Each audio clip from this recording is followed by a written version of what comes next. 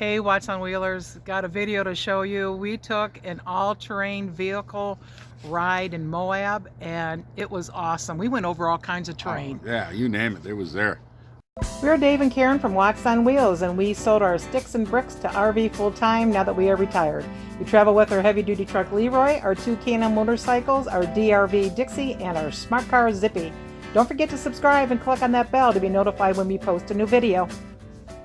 We went over, we had gravel, we had rocks, boulders, kept going up rocks, went up a few more rocks, and kept going up rocks. We went down a few too. Yeah, we did. We even went through a river. Yeah. There was a couple of areas where we could kind of bank. You had little banks where you curve. We had like twisties to go through. That was funny, like a snake, and you're going up the bank and back down. It was good. Dave took advantage of all of that as much as he possibly could. Scenery was outstanding, and it was even educational because Josh, who was our guide, stopped at different places, and we went through a cave and some other stuff. It was really neat. Oh yeah, it taught us a little bit about the desert and how the Indians hunted and everything there, and it was very educational. I'd do it again in a heartbeat. Oh, I give it 5 stars. Oh, 5 stars, yeah, definitely. Looking back at the video, it's like I want to go do it again. It was a great time. For the money, you can't beat it. So hope you enjoy the video. Yep, have fun. We are doing this tour with High Point. And it's 2.5 hours, $99 a person. Sweet. So this is everybody, I think. So I have your group just in the rear 2 machines, the 4-seater and the 2-seater. There's 6 of you. Yeah. Perfect. So first, obviously, we care about your safety. We don't want you guys hurting yourselves or spending any unplanned time down at the hospital because it's a pretty small hospital. They'll just send you to Grand Junction. So just know that safety's in your hands. So just drive responsibly. We're out here to see some really, really pretty scenery. The UTVs aren't allowed in either of the parks. So we've got Canyonlands over here, Arches over here, Canyonlands over here. We're gonna be riding in between the 2 parks. So it's just gorgeous scenery in between. So we're not getting shorted on scenery, that's for sure. I got a couple planned stops where I think are some pretty good like desert educational stops, some good photo ops. So this is a great trail, super fun, not super difficult. I really hope you guys won't feel like you're gonna die on this tour. It's a really fun trail. It's called the Monitor and the Merrimack. You guys said you went to Gettysburg not too long ago. I know it's Monitor and Merrimack, yeah. Well, we'll see the rock form of them. Oh, okay. Yeah.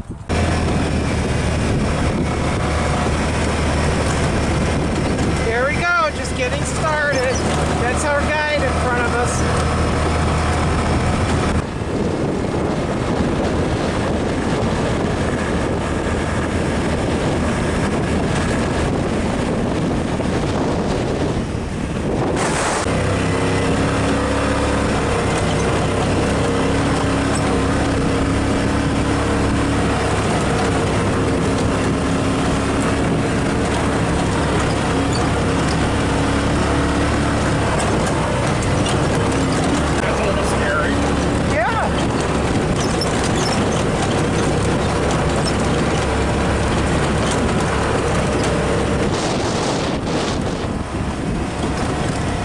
Still climbing. Ooh, take your time. Oh, fucking Bronco.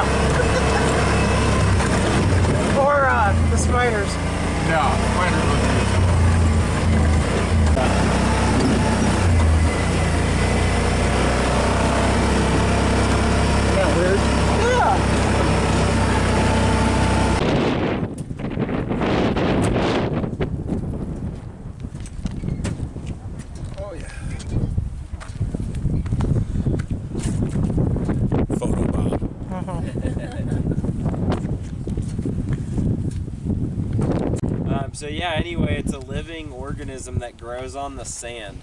So it's right up here behind this fence, and it's not just here, it's all over the desert. I don't know if you guys noticed it alongside the path as we were driving up, but essentially what it is it's a combination of moss, of algae, of lichens, of cryptobacteria, just a bunch of different stuff that collects on the sand, and then it just kind of starts growing, and it's called cryptobiotic soil. So it's a living organism, very, very, very important to the desert ecosystem. One, it's a seedbed for all the vegetation. Because it's a algae and a fungus, it produces nitrogen, and it almost acts as like a fertilizer for those plants. So it's very helpful for those plants, and it's also like a sponge. So it soaks up water when it rains, and then it kind of distributes that along the months that we go without rain. So it's super important. The biggest drawback to it is it's just extremely fragile. Foot traffic or just stepping on it or driving on it destroys years of growth. So kind of just an example of that. If you look off into the distance over this sandstone slab right here, you can see 2 tire tracks heading off into the juniper trees. Those tracks have been here for years, and so the BLM, they came in here and they fenced this whole area off.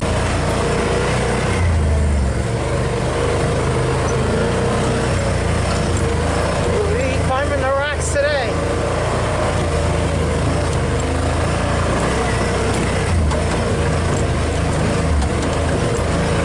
Gotta have a good back for this. There you go.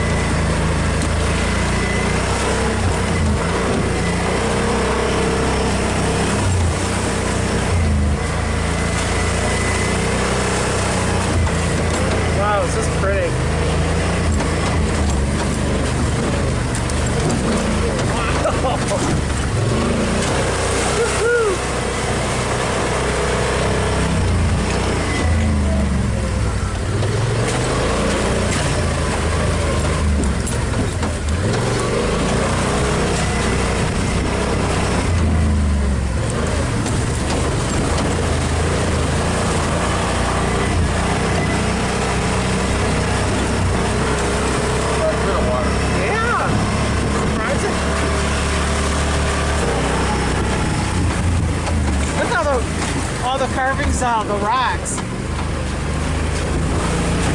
Yeah.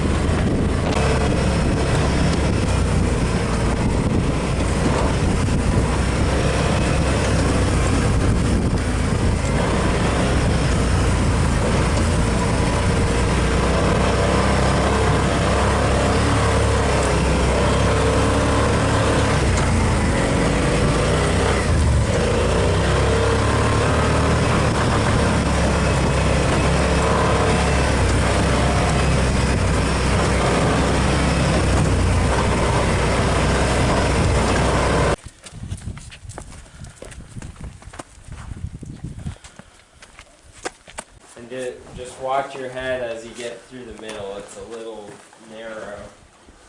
Heading into the darkness.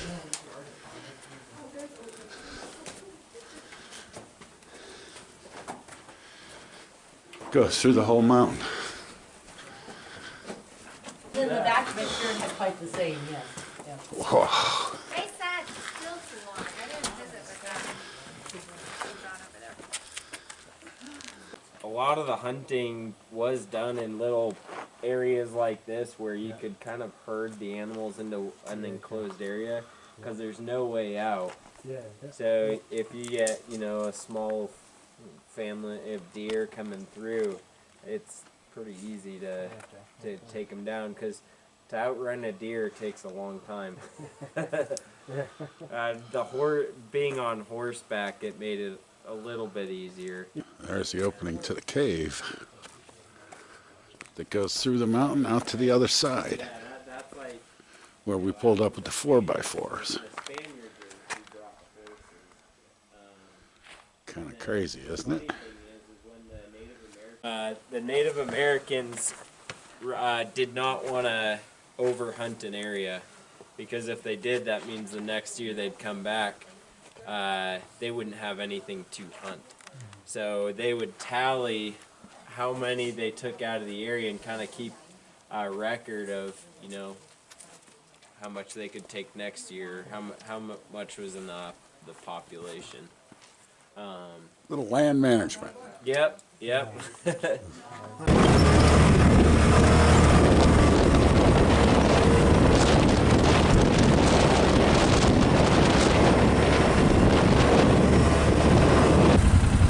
Oh, they're running.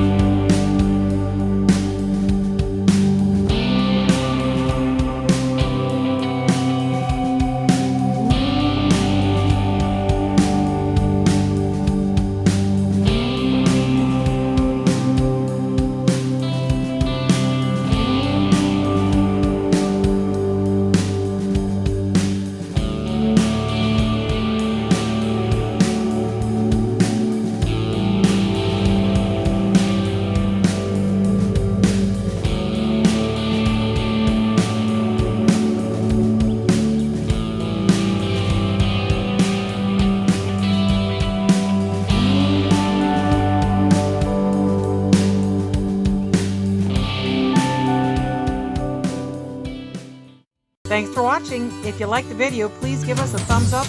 We'd love to hear from you in the comments below, even if it's just to say hi. Don't forget to subscribe.